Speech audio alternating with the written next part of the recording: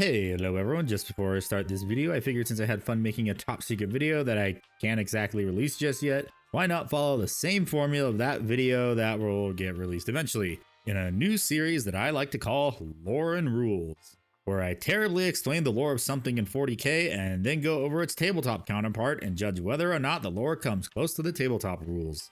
Anyways, thanks for watching and I hope you enjoy. Hello everyone, welcome to the first official entry of Lor N Rulz, where I terribly explain the lore and rules of a character or unit in Warhammer 40k. Today I figured why not start with everyone's favorite space marine that's height is about as consistent as Titan heights, and also the mini I painstakingly kit bashed. That's right, today I'm talking about Tyberos The Red Wake, or Tyberos, I don't know, however the hell you pronounce his name. So Tyberos the Red Wake is the chapter master, or as they call it, the Shade Lord of the Carcharodons, not to be confused with the chapter the Space Sharks, even though we have no idea if the Carcharodons are the remnants of the Space Sharks, or if they're just the same chapter but renamed in High Gothic. I know it's confusing. Jaws in Space are believed to be the successor chapter of the Raven Guard, since gene seed analysis has shown genetic markers matching the Raven Guard. But many also suspect there is also a mix of Night Lord gene seed because of how brutal they can be, minus the skinning and other things associated with Night Lords. Now, Tyberos is no ordinary space marine. It is said he dwarfs his fellow Astartes with how big he is, since he has armor specifically fitted for his beefy stature that many debate is either modified Terminator armor, since Terminator armor has been known as tactical dreadnought plate, or we all debate if he's using modified Contemptor Dreadnought armor, since we all fixate on him dwarfing other Space Marines. And this fan art honestly isn't doing us any favors, because this is literally the image everyone references when his royal sharkiness is discussed among neckbeards and basement dwellers. Now, we know that Shark Supreme is huge because he scared the shit out of a Mechanicus Tech Priest, because the Tech Priest thought he was a statue until he decided to move. Hopefully this gives you an understanding of just how big he is, because I'm pretty sure they don't make Terminator armor in XXL. But from this instance, it seems like Tyberos has a sense of humor since he made a Tech Priest feel fear. Do you have any idea how hard it is to scare a Tech Priest? And just when you thought a normal Terminator was scary, his signature weapon, Hunger and Slake, is an unknown pattern of Terminator Power Fist fused in an unholy combination of lightning claws and chain swords. That's right, he can bitch slap, slice, or rip and tear whomever it may concern. But for a very popular character, GW surprisingly hasn't expanded upon him much. But we first encounter Daddy Shark and the Baby Sharks during the Badab War, where the Carcharodons' introduction causes great confusion among the Imperial forces. Who are these guys with shark tooth necklaces and tribal markings? Why are they here? And who is this huge motherfucker of a space marine? They only knew Tyberos was on their side because he allowed himself to be cyclically probed, had his gene origin analyzed, and he had essentially what was a patent to his chapter saying, "This is when we were founded. Sincerely, the High Lords of Terra and Inquisitors," that have been dead for millennia. But oh boy, were they glad he was on their side. Our beefy shark man made his name known due to his brutal efficiency and stealth, which is surprising considering how big he is. But he is also surprisingly soft-spoken, only ever speaking in a soft whisper. But for those who have seen him fighting firsthand, describe him as a ruthless and brutal predator, like a shark. A space shark. He also often leaves a path of destruction and brutally mangled corpses in his wake.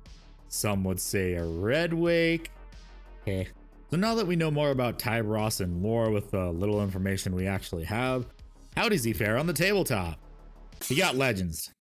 He got fucking legends. That's right, everyone's favorite Shade Lord got thrown into the Shadow Realm because fuck you, that's why. They did say at the start of 10th edition he could be used as a stand-in for a Terminator captain, but they can't use lightning claws now, because reasons. But since this f you by GW kind of screws up my video formula, I decided screw the rules, I'm gonna make my own datasheet. Taking into account what little we know about Tyberos, I have made my datasheet to reflect his lore but not make him blatantly overpowered. So if Tyberos was a character, I would make him 115 points, movement 5, toughness 6, 2 up save, 4 up invulnerable save, 7 or 8 wounds, leadership 6, and objective control 1. And I'm sure that some of you that play Dark Angels are going to say, wait, isn't that just Belial's datasheet but a little bit better? And you, sir or madam, are correct.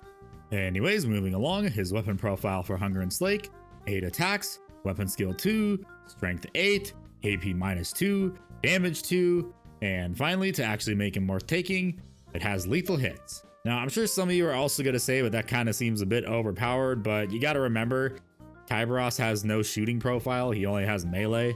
So you kind of have to make him actually worth taking, which is where his special abilities now come in. Now, I thought of 4 special abilities for Tyberos to go with how he is in lore, and one of them is the basic chapter master one. Honestly, the 3 fluff ones can be interchanged with each other, although I'm leaning more towards the 3rd one anyways. Okay, I'm kind of rambling on a bit, but let's just get to the special abilities. Shade Lord of the Carcharodons. Models being led by this unit get sustained hits 1. Again, like I said earlier, this is just the basic chapter master ability I ripped from Azrael. The Red Wake, when within the range of an objective marker, reroll wound rolls of 1, then when on an objective marker, reroll the wound rolls. Actually, now that I think about it, I probably could have just given Hunger and Slake twin linked.